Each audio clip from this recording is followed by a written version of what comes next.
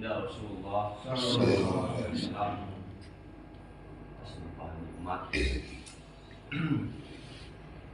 Mudah-mudahan kita semua mendapatkan syafaatnya di yaumul kiamat kelak. Amin. Jamaah rahimakumullah. Perkara yang paling penting di atas permukaan bumi ini adalah perkara iman. Manusia menilai di sisi Allah apabila ada iman. Seluruh anbiya alaihissalam 124 itu para nabi, sahabat diutus oleh Allah Subhanahu wa taala untuk perkara iman. Maka suatu ketika Nabi Musa menyeru umatnya, ya ayuhan nas, qul la ilaha illallah tuflihun. Wahai manusia, ucapkanlah la ilaha illallah, niscaya kalian akan sukses, niscaya kalian akan berjaya. Inilah tugas daripada Nabi Anbiya alaihissalam untuk mendakwahkan ini pentingnya kalimat iman. Kalimat iman ialah kalimat la ilaha illallah Muhammad Rasulullah. Tidak ada yang berhak disembah kepada Allah Subhanahu wa taala. Ialah Allah Subhanahu wa taala Zat yang Maha menciptakan.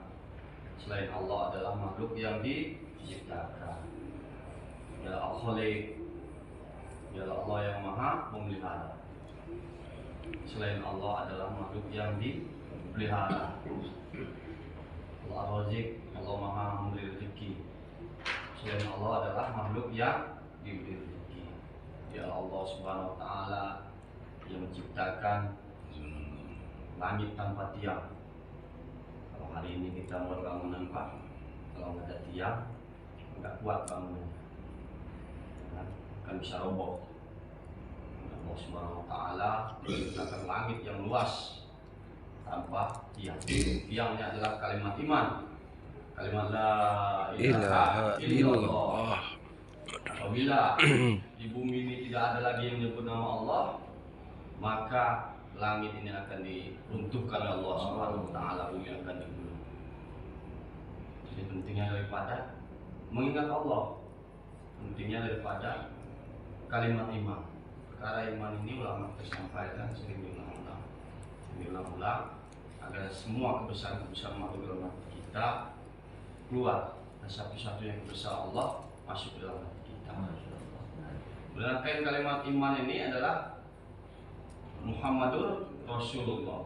Ya, Nabi Muhammad SAW adalah utusan Allah. Bahwasanya satu-satunya cara mencapai kebahagiaan, kesuksesan di dunia yang sementara dan di akhirat yang selama-lamanya adalah dengan mengikuti contoh atau suri tauladan baginda Rasulullah sallallahu alaihi wasallam.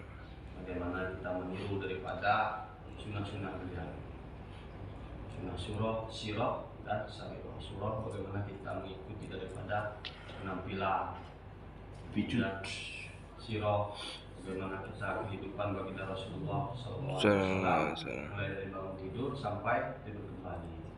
Dan sunnah yang paling tinggi yang jarang diulang-ulang, yang jarang disampaikan adalah sunnah syariah, yakni sunnah dakwah. Di hari ini jamaah kita ikat di Qur'anul Karim ini, kita lagi belajar Pak, mengikuti daripada sunnah syariah, mendakwahkan agama, mengajak sama-sama untuk memakmurkan masjid. Sebagaimana di mukadimah saya tadi, innama ya'muru masajidallah liman amana billahi wal yaumil akhir. Hanyalah orang-orang yang memakmurkan masjid-masjid Allah ialah orang yang beriman kepada Allah dan hari akhir. Masjid-masjid Allah ini ulama kita tafsirkan bukan hanya tunggal tapi jamak, masjid-masjid. Artinya lebih dari satu masjid. Bukan hanya masjid di tempat kita, ya kan, tapi di masjid dimanapun tempat azan dikumandangkan. Inilah tertib daripada sholat baginda Rasulullah sallallahu alaihi wasallam. 3 tertib sholat Rasulullah, ada 3 Pak. Pertama, sholat tepat pada waktunya. Yang kedua, di tempat azan dikumandangkan. Yang ketiga adalah dengan cara berjamaah. Ini tertib daripada sholat sunnah, sholat Rasulullah Shallallahu Alaihi Wasallam. Kita bagaimana belajar, kami lagi belajar Pak untuk menghidupkan daripada sunnah, ya kan? Jadi sunnah ini masuk daripada sunnah dakwah.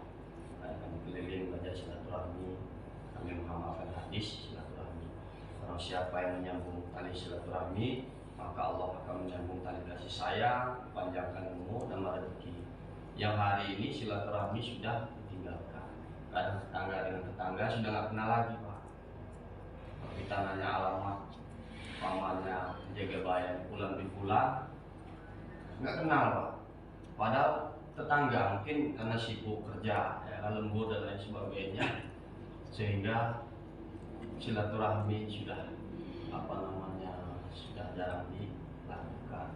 Nah, bagaimana kita mengajak untuk membuat suasana silaturahmi khususnya jemaah di Masjid Khairul Karim untuk sama-sama kita berpikir risauan bagaimana memakmurkan masjid untuk mengajak daripada tetangga-tetangga masjid, khususnya laki-laki yang sudah balik Pak, yang sudah dewasa, sama-sama memakmurkan masjid. Itulah poin penting, entry poin daripada dakwah Rasulullah SAW yang kami itu saja Pak. Itulah itu sunnah, insyaallah kita amal dan sampai insyaallah kita sempurnakan dengan doa kepada penulis. Assalamualaikum warahmatullahi wabarakatuh. Waalaikumsalam warahmatullahi wabarakatuh.